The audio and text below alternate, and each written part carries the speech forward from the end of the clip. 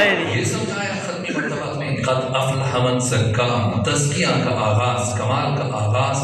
نہانے دھونے سے نہیں ہے، غسل و تیمم سے نہیں ہے، وضو سے نہیں ہے، بلکہ لقمہ حلال سے، کیونکہ لقمہ حرام نسلوں کو تباہ کر دیتا ہے۔ آپ دیکھیں کہ خود ہارون اور رشید مسلسل ایک عرصے تک قاضی ابو یوسف جو علم میں، فقہی احکام میں ابو حنیفہ نعمان بن ثابت کے ہم پلہ مانے جاتے ہیں، تو ان سے کہتے رہے، اکثر خواہش کی ہارون اور رشید نے، میں چاہتا ہوں کہ آپ چیف جسٹس کا عہدہ قبول کر لیں، قاضی القضات کا عہدہ قبول کر لیں، میرے بچوں کو، امین کو، مامون کو، معتصم کو پڑھائیں۔ کئی سال برابر خواہش کی، لیکن ہمیشہ قاضی ابو یوسف نے انکار کیا،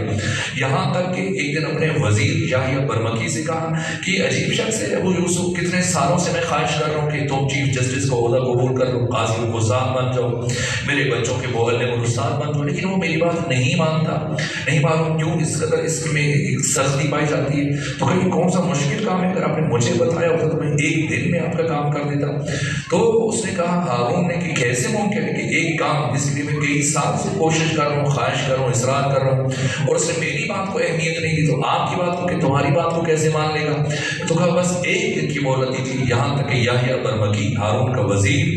قاضی ابو یوسف کے پاس گیا اور جا کے اس سے گفتگو شروع کی کہ ہم چاہتے ہیں کہ ہمارے ملک میں، سلطنت میں خیر و برکت کے لیے اگر آپ تشریف لے کے آئیں اور دربار میں، محل میں ہم اکابرین سلطنت کے ساتھ، ارکان سلطنت کے ساتھ، خواص کے ساتھ، گورنروں کے ساتھ، مشیروں کے ساتھ، وزیروں کے ساتھ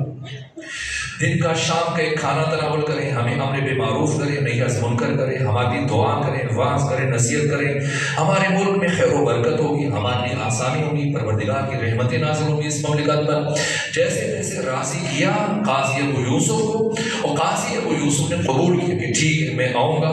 یہاں تک کہ شام کا کھانا کھانے کے لیے قاضی ابو یوسف جب دربار میں آیا اور ان اکابرین سلطنت کے ساتھ شام کا کھانا کھایا، اور کھانا کھانے کے بعد جب گھر گیا تو ساری رات جاگ کر گزاری، اور کہا کہ مجھے اگر ہارون یہ خواہش کر رہا ہے کہ میں چیف جسٹس کا عہدہ قبول کروں، اس میں کون سی بات بری ہے؟ اگر میں یہ عہدہ قبول کر لیتا ہوں تو لوگوں کے درمیان حق اور عدالت اور انصاف کے فیصلے کروں گا، اور اگر وہ مجھ سے کہہ رہا ہے کہ میں اس کے بیٹوں کو، امین کو، مامون کو، معتصم وغیرہ کو پڑھاؤں، تو یہ کون سی بری بات ہے؟ میں انہیں پڑھاؤں گا تاکہ وہ مستقبل کے اچھے حکمران بنے اور لوگوں کے لیے آسانیاں پیدا کریں۔ ساری رات جا کے گزاری، اور صبح خود اٹھ کر جا کر ہارون سے کہا کہ مجھے آپ کی دونوں باتیں قبول ہیں، وہ جو آپ مجھ سے کہا کرتے تھے کہ میں چیف جسٹس کا عہدہ قبول کر لوں تو مجھے قبول ہے، اور کل سے میں آپ کے بچوں کو پڑھاؤں گا۔ تو ایک مرتبہ جیسے ہی قاضی ابو یوسف رخصت ہوا تو ہارون نے یحییٰ برمکی سے سوال کیا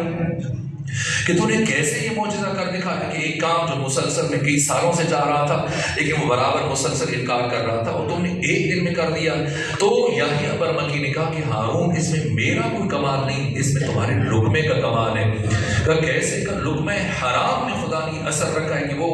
ناممکن کام کو ممکن بنا دیتا ہے، ہم تصور نہیں کر سکتے۔ آپ خود سوچیں کہ ہزاروں افراد کیوں کر فرزند رسول اپنے زمانے کے محمد مصطفیٰ حسین بن علی کے مقابلے میں قتل پر آمادہ ہو گئے، اور امام حسین بار بار نصیحت کر رہے ہیں، امر بالمعروف کر رہے ہیں، اور پھر خود امام حسین نے وجہ بیان کی، میں جانتا ہوں کہ کیوں تم میرے مقابلے میں جمع ہوئے ہو، اور کیوں تم پر میرے کلام کی اور نصیحت کا اثر ظاہر نہیں ہو رہا، اس لیے کہ جس شکم میں لقمہ حرام داخل ہو جائے وہاں حسین جیسی ذات کی نصیحت بھی اثر نہیں کر سکتی ہے۔